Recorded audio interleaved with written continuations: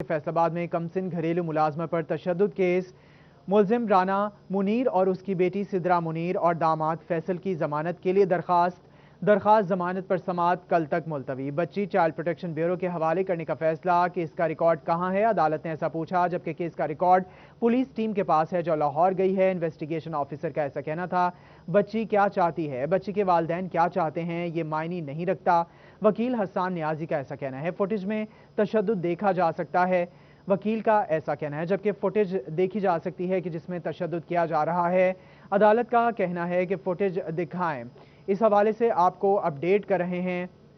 फैसलाबाद में कमसिन घरेलू मुलाजमा पर तशद्दुद केस। मुलजिम राना मुनीर और उसकी बेटी सिद्रा मुनीर और दामाद फैसल की जमानत के लिए दरखास्त। इस हवाले से हमें ज्वाइन किया है नुमाइंदा सिटी 41 राना जाहिद ने। राना जाहिद, बताइएगा तफसीलात क्या हैं?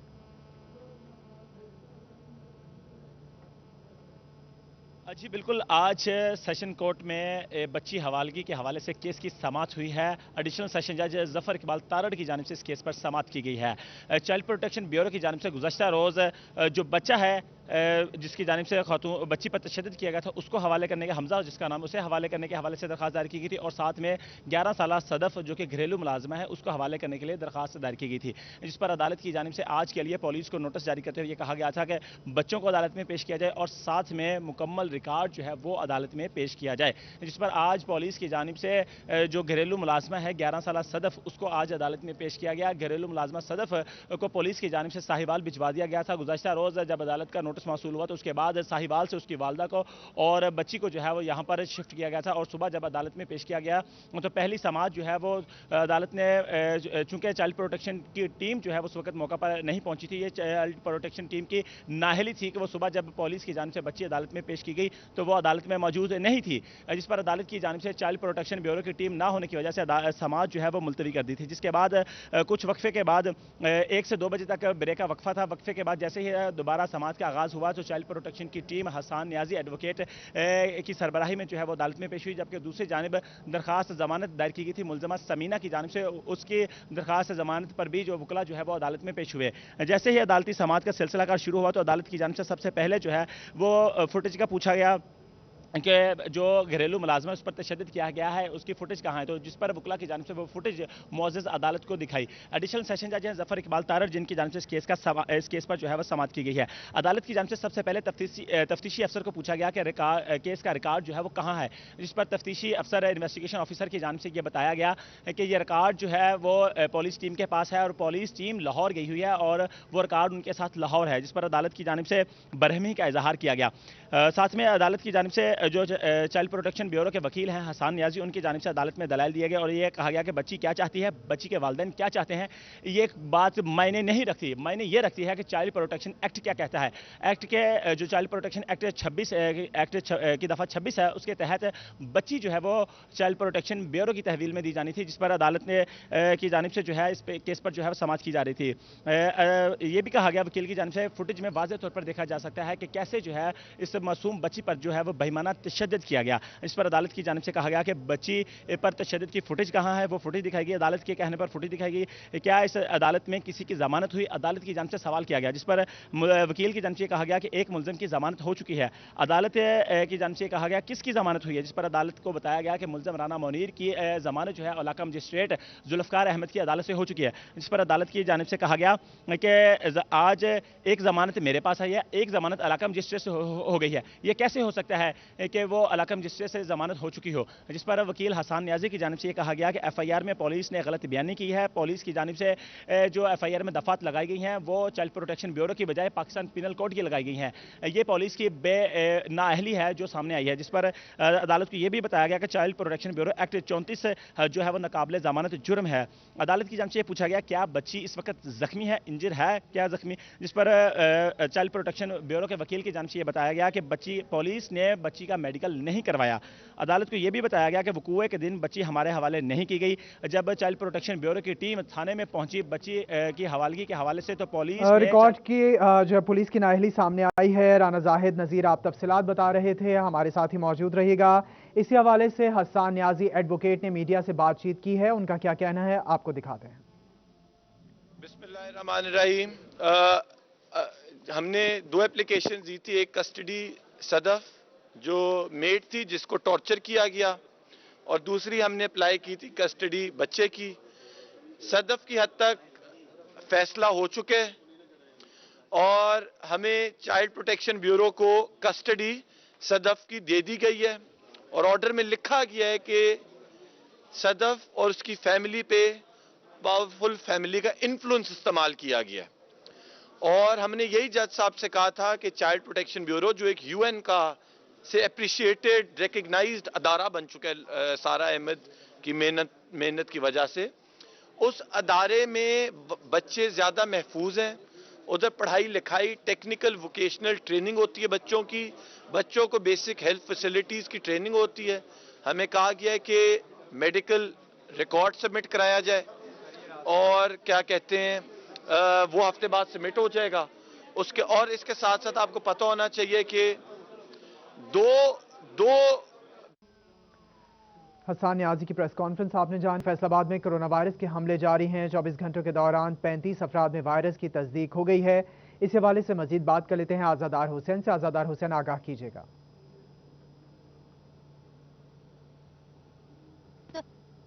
राना मुनीर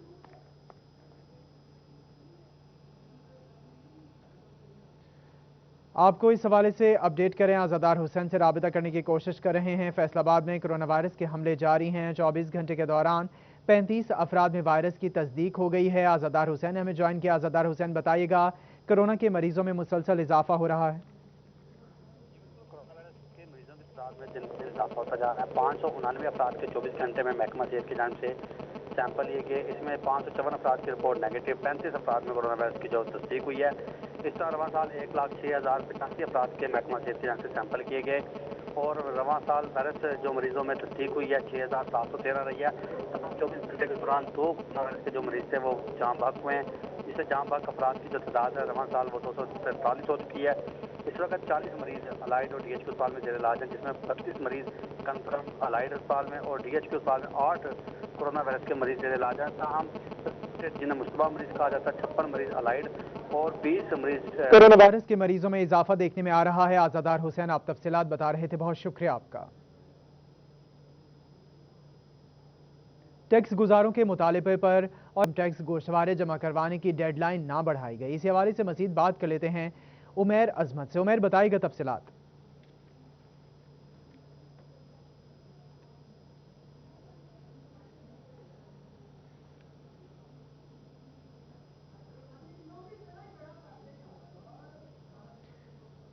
उमैर अजमत से राबिता कर रहे हैं। आपको बता रहे हैं टैक्स गुजारों के मुतालबे के बावजूद FBR की जानिब से इनकम टैक्स गोशवारे जमा करवाने की डेडलाइन ना बढ़ाई गई। हमें ज्वाइन किया है उमैर अजमत। उमैर, बताएगा, डेडलाइन नहीं बढ़ाई गई है?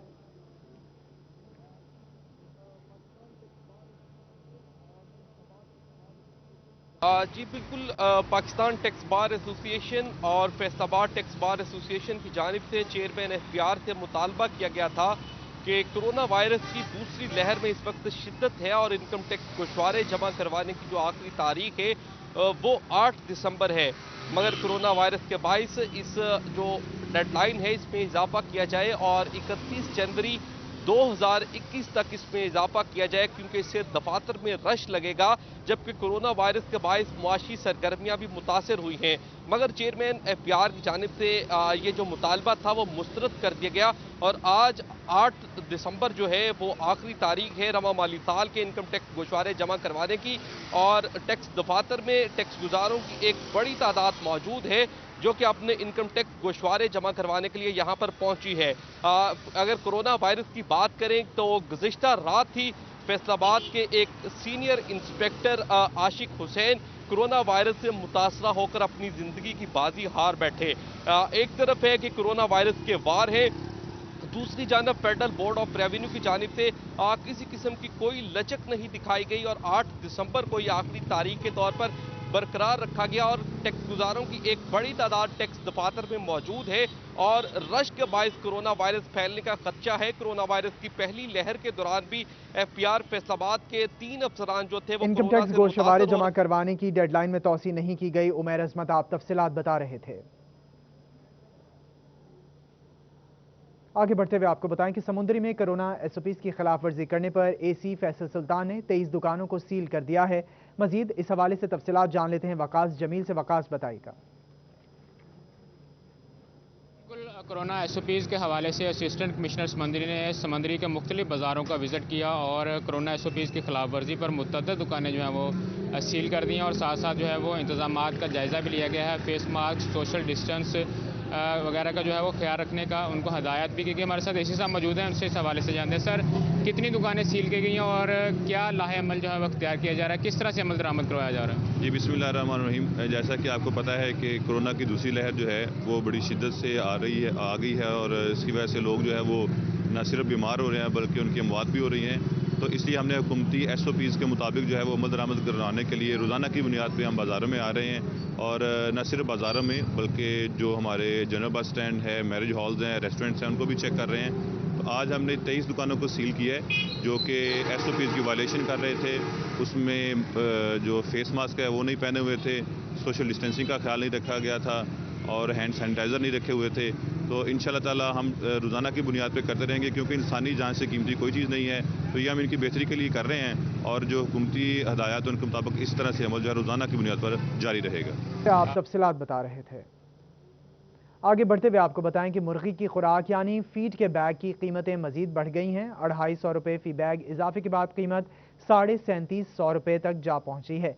इसी हवाले से मजीद तफसीलात जान लेते हैं शराज भट्ट से। शराज, आगाह कीजिएगा।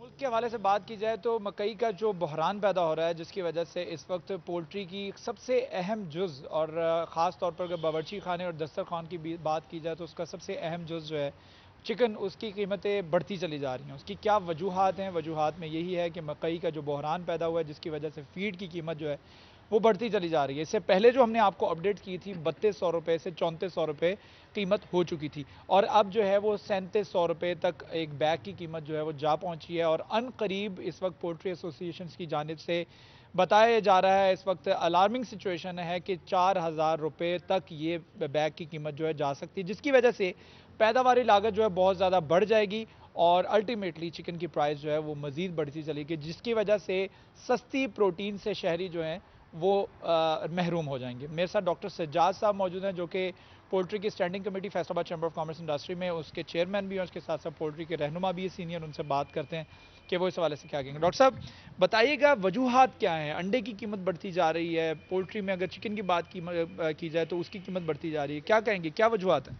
अस्सलाम वालेकुम शराद बट ये असल में बात ये है कि जो पोल्ट्री ये हर आपने अभी बताया है कि हर जो किचन का लाजमी आइटम है चिकन और अंडे, ये बहुत आसान सोर्स और हमारी एक नेशन बिल्डिंग के लिए जिस तरह आप समझते हैं कि प्रोटीन की बहुत ज़रूरत होती है, अगर ये प्रोटीन ना मिले तो हमारे बच्चे जो हैं उनकी ग्रोथ ही नहीं हो सकती।